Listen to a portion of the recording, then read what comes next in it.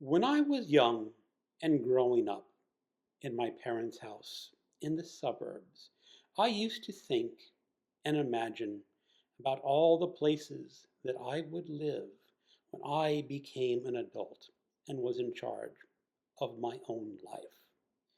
Looking back over the many years that I have been alive, I decided that all those useful imaginations really didn't come to pass.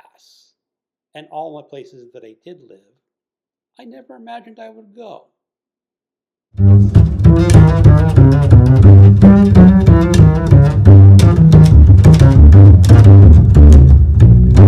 Hello, welcome to my channel, another Bibliophile Reads. My name is Greg, and I am doing the Roadmap of Your Life book tag. This was created by Tristan at L Space Books.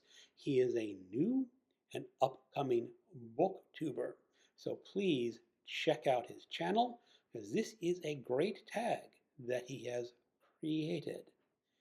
I was tagged by Pat at Book Chat with Pat. This tag has two prompts, but they're rather detailed. Prompt number 1. What is a book that reminds you of or takes place in each place that you've lived? This could mean country, state, province, city, town, and or apartment house. Just come up with a book that really resonates with you and the time you spent in each place where you've had a mailing address. I am going to cheat just a little bit on this tag. I am going to be giving a couple of places that I did not technically had a mailing address, but came very darn close to having one.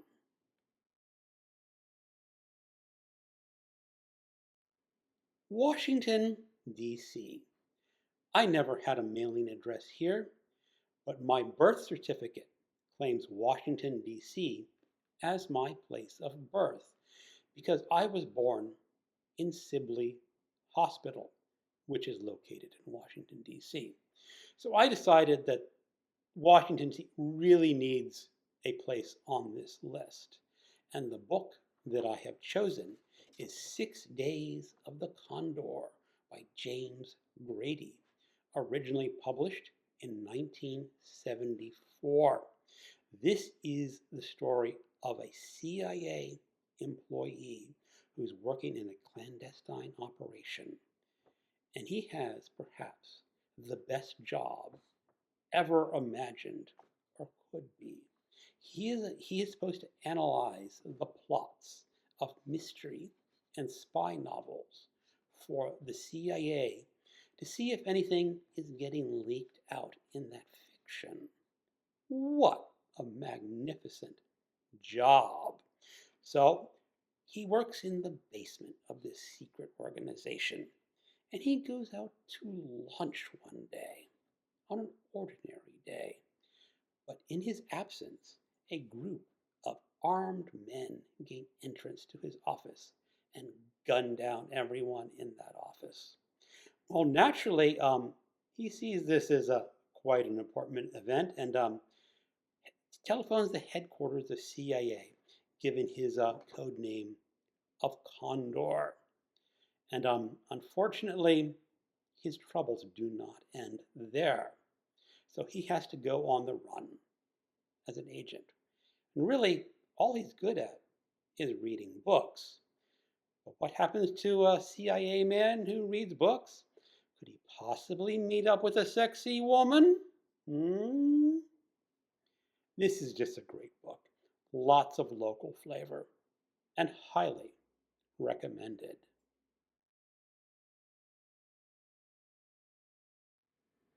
I spent the first 18 years of my life in Maryland before I went off to college. So naturally, I need to include Maryland as a place that I have lived. And the book that best represents Maryland to me is Chesapeake by James A. Michener, originally published in 1978. If you don't know Michener, Michener is known for these doorstop novels that cover a wide space of time. They capture an era and a location. And this is the story of the Chesapeake. It is told in 14 episodes, or as they're called in this book, voyages. The first voyage begins in 1583, and the last in 1978. And this is a family that grows up on the Chesapeake Bay and how they interact with the bay in all their lives. And as I remember, it even starts before there were people on the Chesapeake Bay. It gives you that background of what created the bay. And it is just a magnificent introduction to Maryland. And I can highly recommend it. During my youth, my high school took lots of road trips. And a number of those road trips was to New England, New Hampshire, and Maine. And I decided that I was going to move to New England when I grew up. So I enrolled in a little podunk college in Henniker, New Hampshire, because I thought that was my beginning of a new place to live. I only stayed as a freshman in Henniker, New Hampshire, but I did live there for those 2 semesters, so I want to pick a book about New Hampshire. And I'm choosing A Prayer for Owen Meany by John Irving, originally published in 1989, and I read it in 1990, I think. And this is the story of John Wheelwright. He is actually living in Canada at the time, and you do not know why he has moved to Canada. But he is recounting his youth in New Hampshire during the 50s and the 60s, and his friendship with a very odd young boy named Owen Meany. When they were kids, they played Little League together, and Owen Meany hit a mighty foul ball that killed John Wheelwright's mother. Despite that, they became fast and close friends. And it is a story of how they grew up and what they did as adults. Because they grew up as adults in the Vietnam War era, and they had some thoughts about what a person really should do to avoid the war or join the war. So that is my recommendation for a book that's set mostly in New Hampshire, and it is a great one.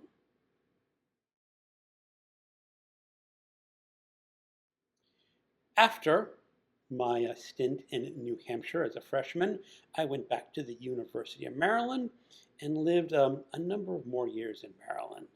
And eventually, I got a job at Crown Books in Bethesda, Maryland. It might sound like a lot of fun to be an assistant manager working at a bookstore, but the reality of it is it's just a job, and it's just annoying as any other job can be. So after a year or two of being an assistant manager, I would fuss and I would fret, and I wanted to get the hell out of Dodge, aka Bethesda, Maryland. So I had this great idea of moving to Atlanta, Georgia. I looked at some of the Georgia newspapers of the time, and you could see advertisements for an apartment for $210 a month. That's what I was paying for a room in Bethesda, Maryland. So I decided I'm going to go down there and get myself an apartment. And I flew down, and I rented a car. I discovered that those $210 apartments really didn't exist at that price, and the cheap ones were not really in great neighborhoods. But I did find a room in this place called Douglasville, Georgia. It's a suburb of Atlanta, and I gave a little deposit for the room, and flew back to Bethesda, Maryland, and I got second thoughts about moving down there. So I just canceled that room, let the guy keep the deposit, and stayed on in my employment at Crown Books as an assistant manager. But since I got that close to having an address in Georgia, I'm going to include a book about Georgia. But really, I just want to talk about this book set in Georgia because it is one of my favorite books. And that is Deliverance by James Dickey, published in 1970. It is the story of four businessmen going on a canoe trip to a wild section of Georgia that is going to be flooded with a dam in the near future. These businessmen have two canoes and they do get separated just for a little while. One of the two canoes gets pulled over by some of the rural men of Georgia. And I will not use the term that Dickey uses because the algorithm will not like me if I do that. But they are rural white men, rather uneducated, and one of the men rapes one of the businessmen. Then the man with the bow sneaks up onto that rape and kills the assailtant. The other men run away, but the four businessmen are now looking at one man who has been raped and a hillbilly who is now dead. They think, should we go to the police? That would be the logical choice, except that one of the men in the group says, you know, these backwoods folks are really rather tight. They stay together, and they may not see this as a cut case where we can get away with with killing a human being. So they decide to bury the man that was murdered or killed. Things do not go better after that. Now, James Dickey is better known as a poet, and he is a good poet, and his prose is absolutely magnificent. It is lush with detail, and it is just a pleasure to read. There is one scene where one of the businessmen needs to climb a cliff because one of the rural men is at top with a rifle. He is pinning down the rest of them. If they come out from hiding, he is going to shoot them. So he has to describe that climb up a cliff. And it is just a magnificent description. And I can really highly recommend this novel. Well, I got back from my Georgia trip. I stayed on as assistant manager, but I still was dissatisfied with my job and the place that I was living. So I got a second great idea. I was going to move to Florida. Yeah, real smart idea, huh? So I knew a guy who lived in Florida who had an apartment. He said, you can sleep on my couch until you find a place to live and a job. And I said, okay. So this time I actually quit my job at Crown Books and packed up my car and drove down to Florida. I wound up with a rather overpriced one-bedroom apartment and a really crappy job. I defy people to describe a job that is crappier than the one that I had. I wound up working for Disney World. I signed up to be a clerk in one of their kiosks, selling those knickknacks and gewgaws. But on my first day of employment, they informed me I would be transferred to the stroller rental division, which includes not only renting out strollers, but cleaning out the dirty strollers. That job did not last long. I got let go from that position because, as the manager said, I did not have a proper Disney attitude. Imagine that. But now, let's talk about books in Florida. And really, there was only one author of choice, and that is Carl Hyacin. He is a native Floridian, and most of his books, if not all of his books, are set in Florida. And I'm picking Native Tongue, published in 1991. It is a story of an investigative reporter following up leads about two missing endangered animals. Blue-tongued mango voles disappeared out of an exhibit, and people want to know what happened to them. During the course of his investigation, the investigative reporter runs across Skink. Skink is an ex-governor of Florida. When Skink was governor, he got so disgusted with the corruption and the relentless development of the Florida lands that he loved so much that he just walked out of his job one day, never to be seen again. He disappeared into the wilds of the Everglades, but he is surviving there on his wits and his cunning. And Skink, despite his appearance as a wild man with a wild beard, bones tied into the beard, eating roadkill, is a very moral man with a very good sense of what is right and what is wrong. And what is wrong is the development of land in Florida. And Skink at this time is wearing a tracking collar. The tracking collar used to belong to a panther in the Everglades, but he took it off that panther, and now he is leading the trackers all across the Florida wilds and not so wild areas, thinking, how could this panther be in this place? And I said, Skink is just one of the most magnificent characters that you will come across in comedic writing. A great person. And again, not someone that you would want to eat dinner with unless you want to eat roadkill.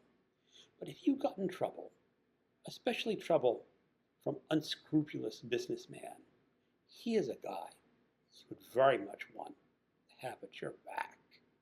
Highly recommend Native Tongue by Carl Hyacin.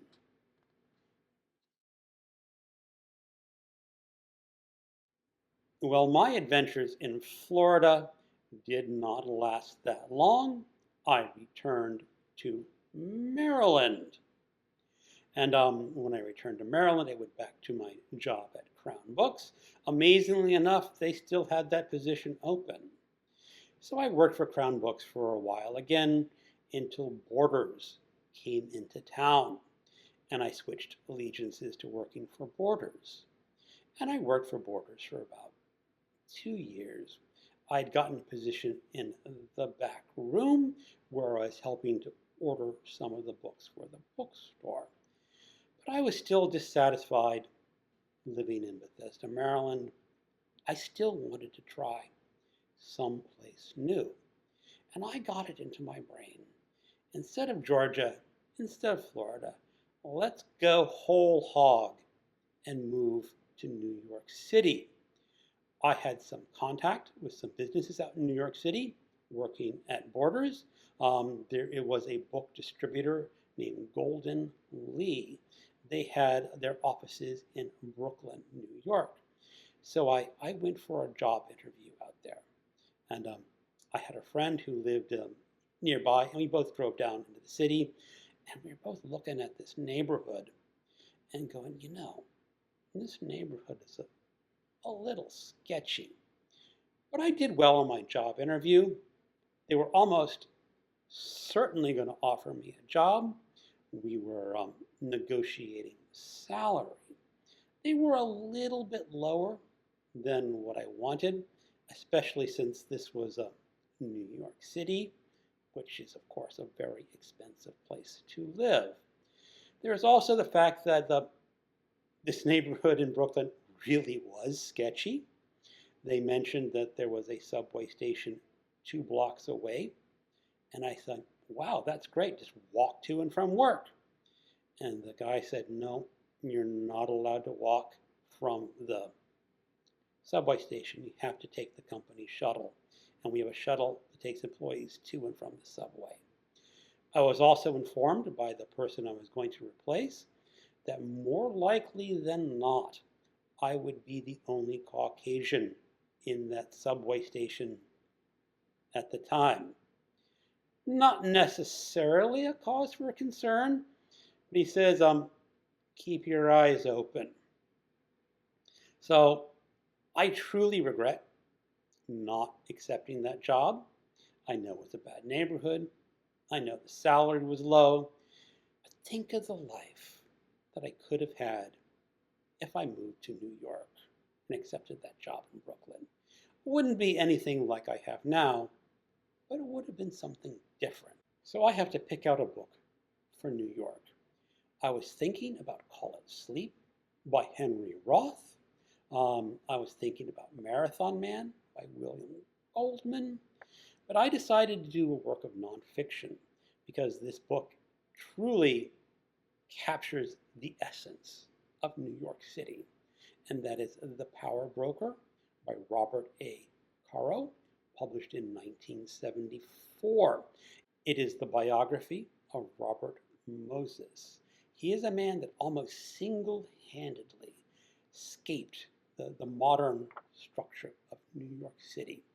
He started off in the Commissioner of Public Parks, and no one thought that position would become anything, but he turned it into a powerful position and expanded it, and he sculpted what New York City would look like for the future. A lot of modern day New York City is because of Robert Moses. For example, Long Island. Robert Moses had an idea of what he thought Long Island should be, and he did not want all those inner city poor people, those people who were not Caucasian, visiting Long Island on their days off. So he decided that all the bridges over his roads that he was building would be very low so that public buses could not get to these places on Long Island. That's how nasty of a man Robert Moses was. So when you read this book, it is one of the best biographies that I have ever read. The man himself is deplorable, but Robert Moses is such a magnificent writer. He is highly detailed. You get down to the minutiae of Robert Moses was doing. And this book is essentially the study of power. It is what's powerful, what a man can do with power. And that is basically control people and tell other people what they can do with their lives. And it is just a magnificent book. It is over 1,000 pages long. And if the rumor is true that the publishers made Robert Caro redact about 300 pages from this book because it would have been way too long otherwise. Highly recommended biography. So I did not move to New York City. What I did a few years later was got married, and my wife was not keen on moving to Maryland. So what we did is we got a little apartment in Arlington, Virginia. Eventually we bought a house in Woodbridge, Virginia. So I want to talk about a book set in Virginia. I am choosing The Remaking by Clay McLeod Chapman, published in 2019. This is supposedly inspired by a true story. Back in the 20s, or maybe the 30s, there was a woman named Ella Louise who was living in the woods of Pilots Creek, Virginia. She had a daughter named Jessica, father uncertain, and she was supposed to be a witch, but she was popular selling charms until one of those charms supposedly went wrong, and someone ended up dead. So the townsfolk of Pilot's Creek decided that Ella, Louise, and her daughter Jessica, they needed to be killed as witches. So, flash forward some decades in the future, and a movie director wants to make a movie of this story. And a young girl is hired to play the part of Jessica. Unfortunately, this movie kind of goes cattywampus, and there is a tragedy on the set of the movie. The movie still gets released, and the movie eventually becomes a cult horror classic, much beloved by horror fans, even though it's one of those movies that is so bad that you kind of like it. Flash forward again 20 years. The actress who played Jessica is down and out on her luck until she is hired for the remake of the movie. And she's been hired to play the part of the mother this time. And unfortunately, things on this movie set are not going well. Could it be that Louise and Jessica, who were burned as witches, were witches? This is a great horror novel. I really enjoy it. If you like the horror genre, do yourself a favor and pick it up.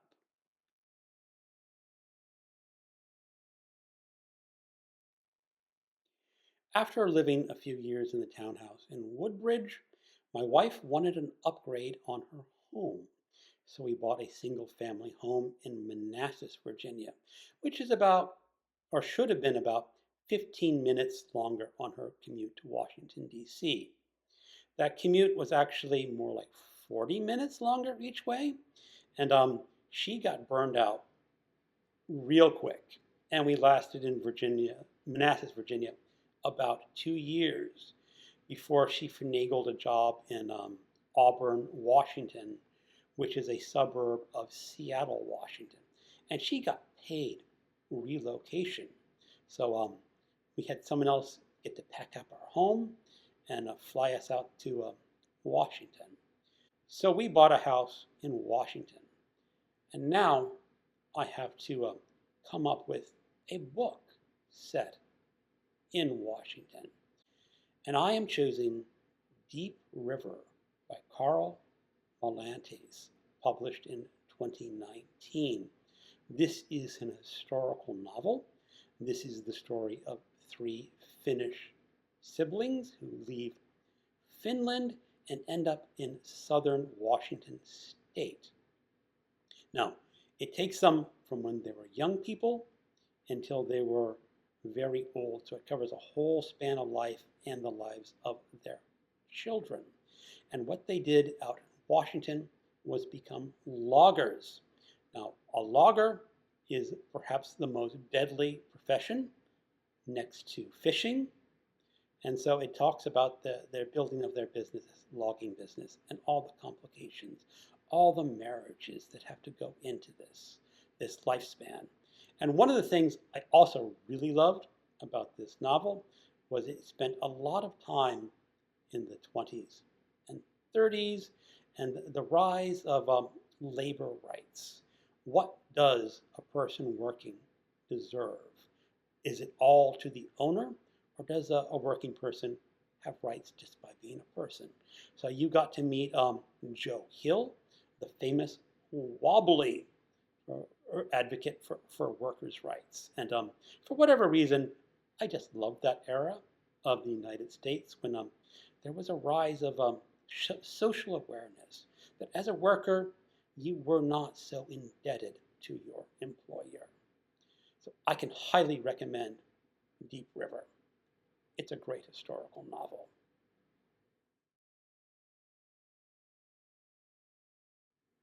Okay, those are all the places that I lived or almost lived. Now, on to prompt 2. Since a roadmap not only shows where you've been, but also where you're going, What is a book that reminds you of or takes place in your next destination or a place you'd like to live in? While we were living in Washington State, COVID hit, and both of our jobs became full-time work at home. And my wife decided that she wanted to move out of Washington State. I really like the weather in Washington State. You get a lot of gray, rainy days, but it is basically cool in the summer and not cold in the winter. You just got to put up with a little bit of rain. My wife said ixnay to that. So we were thinking about places that we wanted to move to. I wanted to move to Chicago because the price of condos in Chicago are really rather inexpensive considering the price of condos elsewhere in the country. However, you got to factor in condo fees and Chicago taxes. None of those two are very cheap. So my wife eventually settled on moving back to Virginia. In July, my wife and I hope to be visiting Chicago. She has a cousin who lives over Lincoln Park in a double condo. So we have been invited to come stay for a couple days. So I'm really eager to go back to Chicago. We have visited her cousin before, and I really like the atmosphere of Chicago back when we visited. So I'm going to be full of regret that this is a place that we didn't move to. Although it should be a fun a week away from Virginia. The book I want to choose for Chicago is The Man with the Golden Arm by Nelson Algren, published in 1949. It is the story of Frankie Machine. He is a wounded World War II veteran. He came out of World War II addicted to morphine.